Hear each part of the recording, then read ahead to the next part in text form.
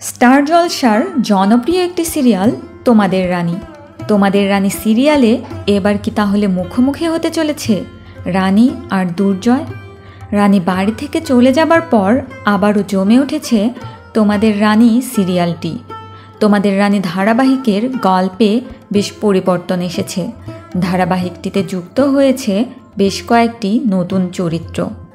রানী সিদ্ধান্ত নিয়েছে নিজে একাই লড়বে, কারো সাহায্য ছাড়া নিজে একাই দুনিকে বড় করবে।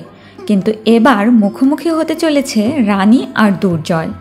সম্প্রতি একটি পর্বে দেখানো হলো রানী আদিত্য চৌধুরীর মায়ের কেয়ারটেকার হিসেবে এসেছে এবং সেখানেই আশ্রয় নিয়েছে।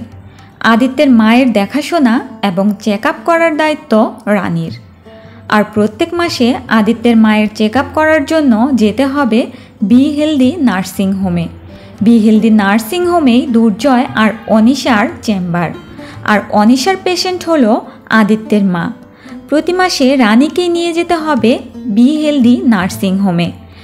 তবে এবার কি মুখোমুখি হতে চলেছে রানী আর দুর্জয়? তো দর্শক, আপনাদের কি মতামত? রানী আর দুর্জয়ের দেখা কি হবে, নাকি রানী খুব সচেতনভাবে এড়িয়ে যাবে দুর্জয়কে? জানাতে পারেন আমাদের কমেন্ট বক্সে। আর ভিডিওটি ভালো লাগলে লাইক, কমেন্ট এবং শেয়ার করতে ভুলবেন না।